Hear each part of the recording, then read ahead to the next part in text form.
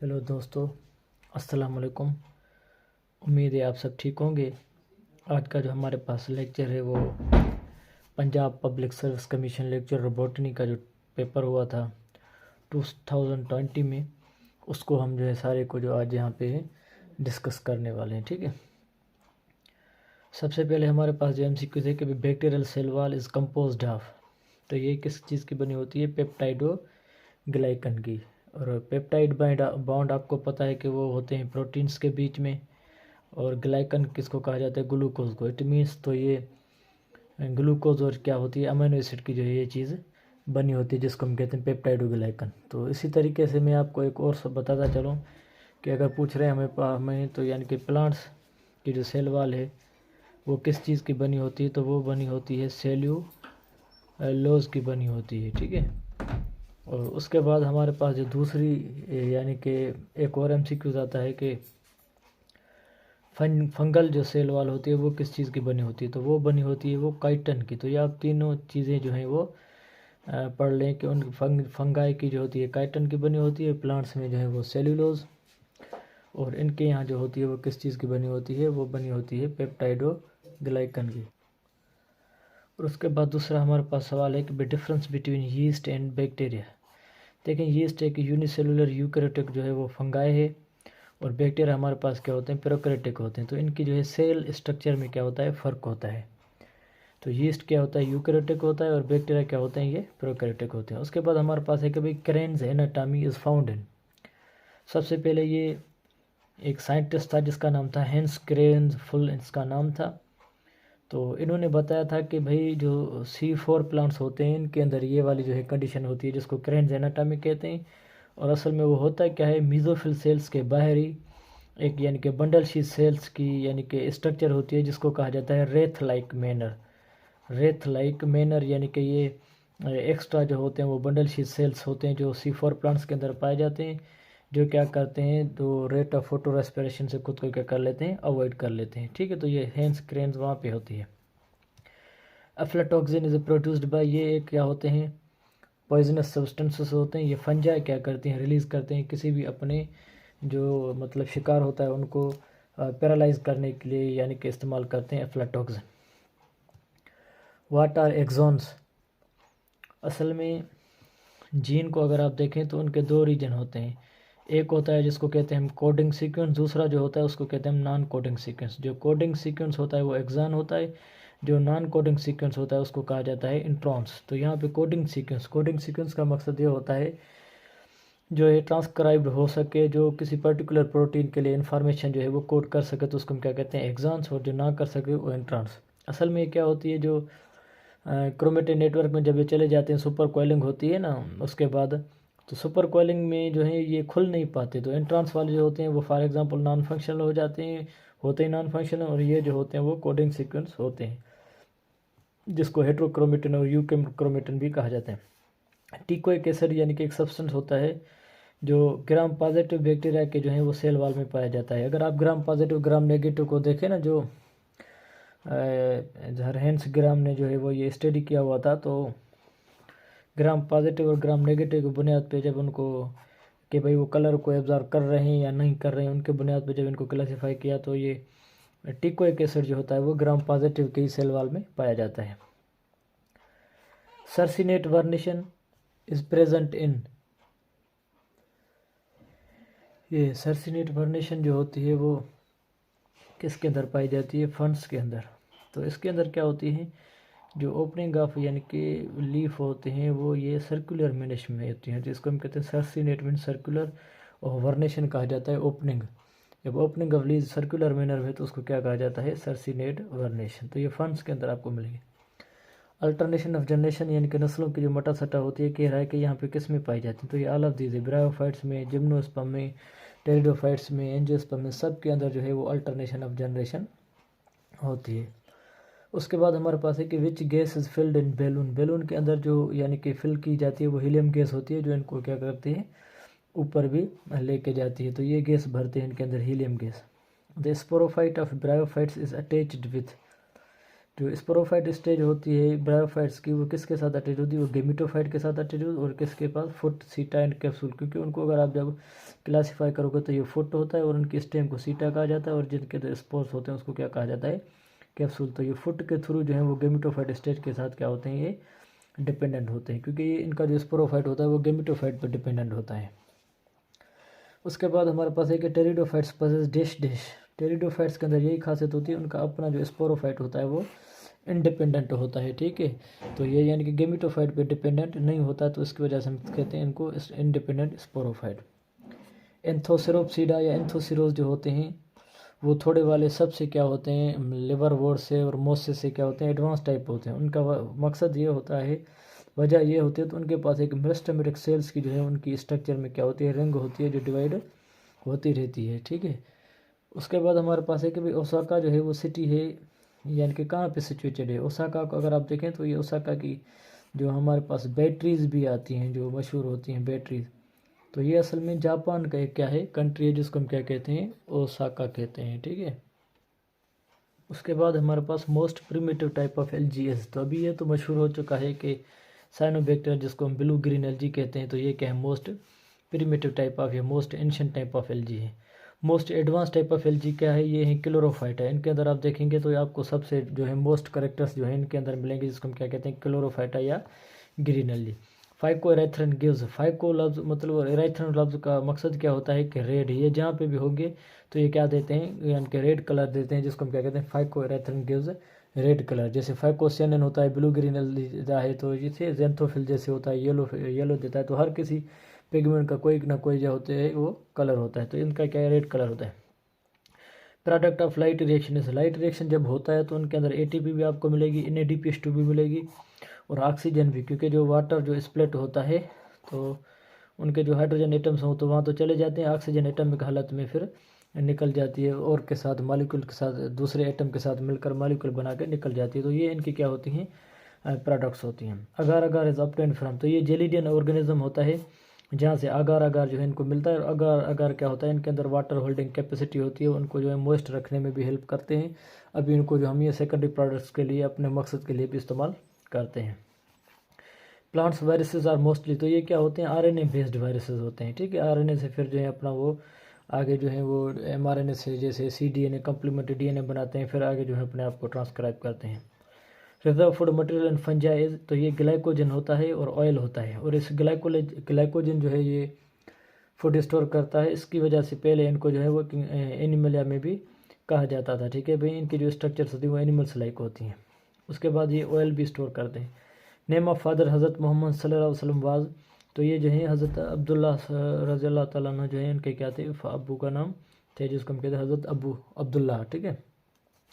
उसके बाद अभी ये बीच में कुछ जो है वो जनरल नॉलेज के भी सवाल हैं इस स्टेज में। Sac fungi belongs to, sac fungi देखें इसको लफ्ज़ इसका मतलब लिया गया सेक से, तो इसको माइकोटा जो भी होता है इनको कहा जाता है सेक फंजाई, ठीक है। तो ये 8 स्पोर्स जो हैं अपने अंदर डेवलप करते हैं, जिसको हम कहते हैं एस्को स्पोर भी कहा जाता है। Age of plants is measured by, तो ये सिंपल है, जो प्लांट्स की एज होती है वो bye counting the annual rings को हम काउंट करते हैं। जो सेकेंडरी जाइलम जो बनता है उनको जब हम काउंट करते हैं तो इनकी हम एज भी काउंट कर सकते हैं। उसके बाद mega sporophyll in gymnosperm is mega sporophyll, तो इसको कहा जाता है फीमेल मेगा स्पोरोफिल। अगर यानी कि मेल कौन फीमेल कौन, अगर इसके मेल कौन को कहेंगे तो उसको कहा जाता है माइक्रो स्पोरोफिल, ठीक है। तो ये स्पोरोफिल मकसद लफ्ज़ का मकसद होता है कि ऐसे लिव जिनके पास रिप्रोडक्टिव स्ट्रक्चर हो उसको स्पोरोफिल कहा जाता है।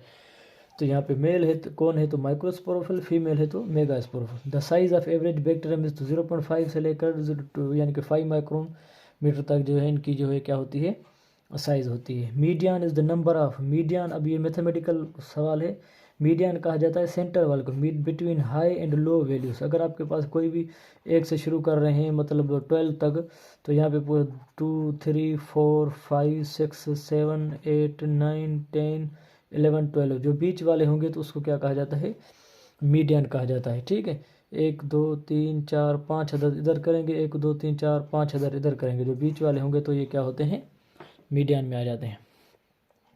उसके बाद हमारे पास क्या है कि हाइड्रोस्फेरिक, हाइड्रो मीन्स का मकसद का water, spheric first layer contain which organism, तो इनके पास पहले जो पानी पे जो भी प्लांट्स आते हैं उनके हाइड्रोस्फेरिक सरफेस पे ऊपर वाले पे, तो इसको क्या कहा जाता है प्लैंक्टन्स या फ्लोटिंग प्लांट्स इनको जो है वो कहा जाता है।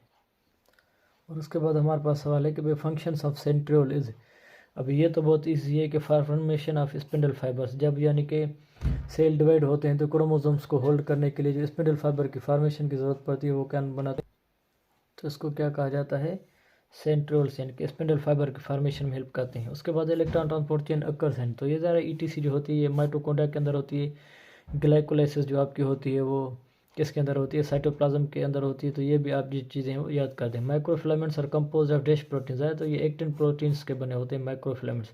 माइक्रोट्यूब्यूल्स भी होते हैं, इंटरमीडिएट ट्यूब्यूल्स भी होते हैं, तो ये किसके होते हैं, साइटोस्केलेटन, आपने पढ़ा होगा ज़रूर।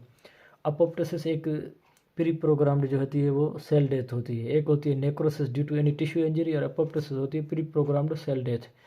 तो ये जो होती है वो लाइजोसोम्स करवाते हैं, इनके पास हाइड्रोलाइटिक एंजाइम्स होते हैं, जो भी सेल हमारे काम के नहीं होते तो उनको आहिस्ता आहिस्ता ख़त्म करके ब्लब्स में जो है वो कन्वर्ट करके जो है वो बॉडी से बाहर निकाल देते हैं। Paroxysms take part in which part of, paroxysms ये होते हैं मोस्टली होते तो ये एनिमल्स के अंदर हैं, जो क्या करते हैं ह्यूमंस के अंदर जो पेरोक्साइड्स जो बनता है सबसे पहले अगर आप उनके पास जो एटॉमिक ऑक्सीजन होती है तो H2O2 में बनाकर उसको चेंज कर देते हैं, फिर जो है ऑक्सीजन मॉलिक्यूल की सूरत में निकाल कर यानी कि वाटर में तब्दील कर देते हैं, जैसे वो टॉक्सिक ना बन जाए। तो प्लांट्स के अंदर भी जो मेरिस्टेमेटिक सेल्स होते हैं जिनके अंदर डिविडेंड कैपेबिलिटी होती है, तो उनके अंदर भी ये क्या करते हैं यानी कि हिस्सा लेते हैं। उसके बाद एक cork contain which material, cork जो होता है वो आउटर मोस्ट होता है, और वो क्या होता है सुब्रिनाइज्ड होने की वजह से वो क्या होता है कम्प्लीटली कवर भी होता है, जो इनको सपोर्ट और प्रोटेक्शन भी देता है। तो उनके अंदर सुब्रिन होता है molecule.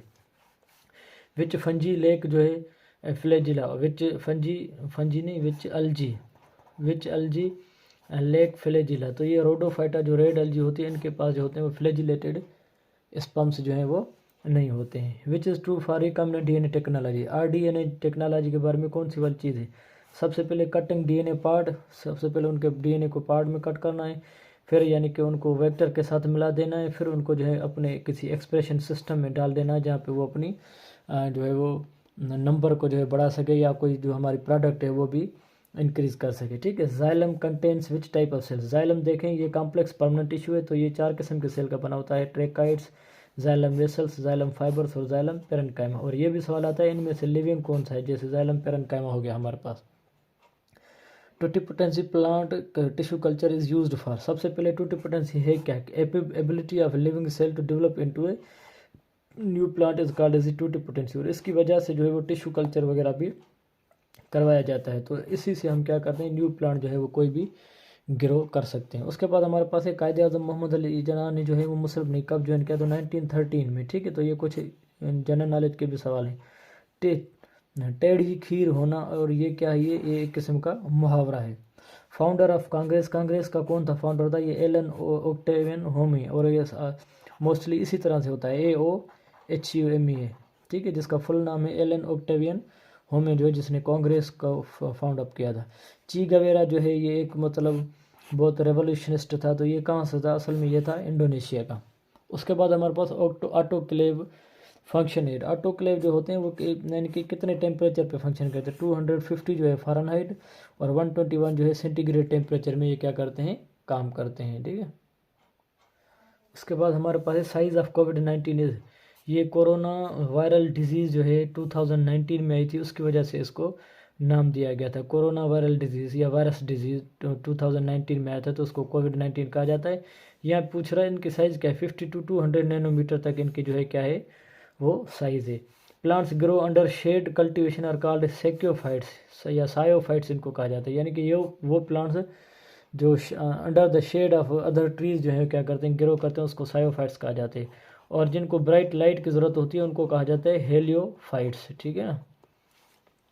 Gymnosperms pollination mostly occur पर, देखें जिम्नोस्पर्म्स के अंदर किसी किस्म की कोई कलरफुल जो है वो पेटल्स वगैरह नहीं होती, तो जाहिर सी बात है तो वो क्या होते हैं इंसेक्ट पोलिनेटेड नहीं होते, तो ये क्या होते हैं विंड पोलिनेटेड होते हैं। ठीक है। Cell without cell wall is called, cell with removed cell wall is called as, इनको कहा जाता है प्रोटोप्लास्ट। ये प्रोटोप्लास्ट फ्यूजन एक टेक्निक होती है बायोटेक्नोलॉजी में, जिसकी वजह से हम क्या करते हैं इनके सेल वाल को रिमूव करते हैं, यानी कि cell with removed cell wall is called as the protoplast. ठीक है। तो ये भी सवाल आप याद कर लें। कैस्पेरिन स्ट्रिप्स आर प्रेजेंट इन, तो ये एंडोडर्मिस सेल्स के जो ये बैरल शेप्ड सेल्स होते हैं उनके सेंटर में ये गुजरती है, जिसको कहते हैं हम कैस्पेरेंट्रिक्स। और ये भी क्या होती है, सुपरनाइज्ड होती है, जो डायरेक्ट जो है वो पानी को गुजरने नहीं देती। और वहाँ पे कुछ ऐसे सेल छोड़े होते हैं जिसको कहा जाता है पैसेज सेल, जहाँ से पानी जो है वो अंदर आ सके। तो ये एंडोडर्मिस सेल्स में पाई जाती हैं कैस्पेरेंट स्ट्रिप्स। उसके बाद हमारे पास flow of energy in ecosystem. तो ये इनका एक ही डायरेक्शन होता है, जिसमें जो एनर्जी क्या करती रहती है, फ्लो करती रहती है, ठीक है, किसी मल्टी डायरेक्शन में नहीं जाती। Primary memory is used for, तो ये डेटा स्टोरेज के लिए आप क्या करते हैं, प्राइमरी मेमोरी को यूज़ करते हैं। ये कंप्यूटर का सवाल है। नाइट्रोजन इज ए मैक्रोन्यूट्रेंट, ठीक है, नाइट्रोजन क्या है, ये मैक्रोन्यूट्रेंट है, ठीक है। और इनके बारे में कहा जाता है कि भाई ये माइक्रोन्यूट्रेंट पर ज़मीन में ज़्यादा होने की वजह से, एनवायरनमेंट में या इजीली अवेलेबल होने की वजह से प्लांट से तो मोस्टली जो है वो इस्तेमाल किया जाता है, जिसको हम क्या कहते हैं, मैक्रोन्यूट्रेंट। पोरोगेमी मीन्स यानी कि entry of pollen tube through the micropyle. जब माइक्रोपाइल से जो है वो क्या करता है, जो यानी कि पोलन ट्यूब चला जाता है, तो उसको क्या कहते हैं हम, पोरोगेमी कहते हैं। इनके बहुत सारे टाइप हैं, ज़ूडियोगेमी भी है या कुछ और टाइप भी हैं। अलामा मोहम्मद के बाद रिमेंड इन यूरोप। यूरोप में कब तक, 1905 से लेकर 1908 तक, यानी कि ये 3 साल जो है वो यूरोप में रहा। उसके बाद liverworts are closely related to, तो ये लिवर वर्ड्स जो उनकी जो करेक्टरिस्टिक्स हैं उनको अगर आप देखें तो ये closely related to the mosses, ये मोसेस की तरह यानी कि दिखाई देते हैं, या उनके साथ इनकी जो है रिजेंबलेंस होती हैं। उसके बाद है the innate tendency of offspring to resemble with their parents is called, यानी कि कौन सी इनके अंदर जो टेंडेंसी होती है जिसके साथ वो अपने पेरेंट्स के साथ या इनके रिजेंबल करते हैं, तो उसको कहा जाता है हेरिडिटी। हेरिडिटी की वजह से जो है वो अपने माँ बाप की तरह दिखाई देते हैं, या अपने यहाँ पे पेरेंट्स की तरह दिखाई देते हैं, तो उसको क्या कहा जाता है, हेरिडिटी, ठीक है। तो आज के लिए इतना काफ़ी, दुआ में याद रखिएगा। अगर आप मेरे चैनल पे न्यू हैं तो काइंडली मेरे चैनल को सब्सक्राइब करें, दोस्तों के साथ शेयर करें, दुआ में याद रखिएगा। शुक्रिया।